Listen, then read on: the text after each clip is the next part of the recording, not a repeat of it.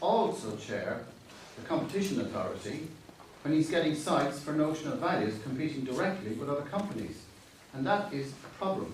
And the problem is going to rear its head in the next 10 days, and you have a choice as a council minister to either deal with it and ask him to prioritise his work, or it's going to come down on your heads. That is my opinion. The question then is, if the asset was transferred at a nominal value of £1, and then that company is competing with companies that have to buy assets at high values, how is that a level playing field? How do you justify that competition? It's exactly the same as if we were developing it ourselves through Jersey Property Holdings. It's an asset we own.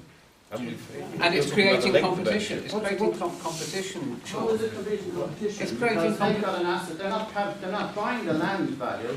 Hang on a second. But don't you remember? I wasn't in the States at the time when it was given to Harcourt, and there was an uproar. Why are we giving valuable land to a private developer and not taking the profit ourselves? Do you remember that? Yeah, you remember that? So now, you're using Harcourt to get that. I'm just telling you the factual. And now, the States of Jersey have set up, the States of Jersey, not the council ministers, the States of Jersey that you were a part of, have set up the Jersey Development Company. Which you voted for, Sean, I think, actually. Yeah, unfortunately, there was only one. The only person who voted against it was Jackie Hewitt. Yeah. Which the job is to make much better use of our assets. So whether we transferred it for £1 or £1 million or £100 million, we still own the balance sheet. We still own the full value of the Jersey Development Company.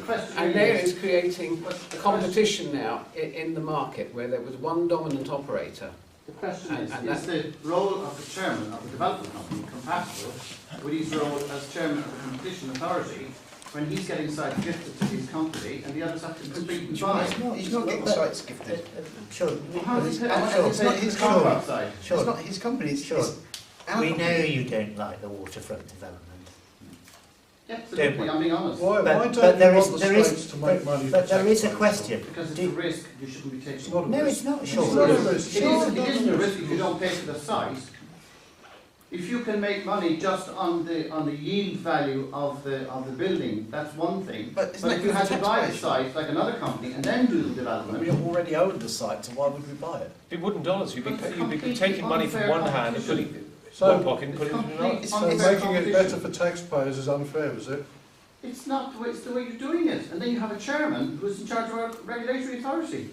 But just a So minute. You've got a market where you've got one dominant player, haven't you, in the office market? Yes. Yes. 80% fair. I think we were actually we tendered along with. Sorry, so who's we? Sorry. Paul we own 19 to 21 Esplanade. Okay. So we actually, along with 5 or 6 others, put forward our proposition. So there was already competition in the market, 5 or 6 people who were in the market for the UBS lease. So I don't think that the States of Jersey, in terms of competition, have added anything in that regard.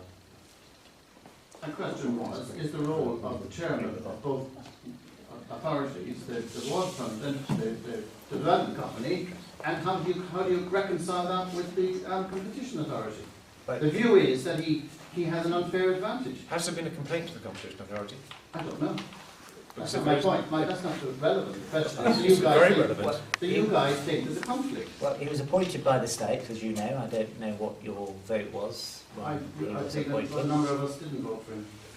Well, you'd have to go back and have a look. And at that point, it was quite clear that if there was a conflict of interest on either side, then he would step aside to avoid that conflict. But the conflict you're trying to talk about is the transfer of the land. The transfer of the land was undertaken prior to Mark being chairman of either of those bodies. Yeah, but his role as chairman of the States of Jersey Well, Development the transfer was undertaken prior to his being role chairman as of chairman of either body. My view, he can't be both chairs. But Sean, you agreed to the setting up of SOJDC, P73 in 2010, and putting all the assets into SOJDC as part of that. So you agreed to the process at the time. So I don't see there's an issue. Now, if there's a complaint against Mr. Bowley in regard to the Competition Authority, then that's a matter that would need to be dealt with by the authority. And Okay. where there's a conflict, you tend to find, or will find, that a member on a board, including the chairman, would step aside if there's a specific conflict. That's perfectly normal. I think what I agreed as a States member in 2008 in terms of the development of the waterfront is completely different to what's going on today. The whole market has changed, the world global dynamics have changed, the Jersey economy has changed, and things have changed completely. And for the States to be setting up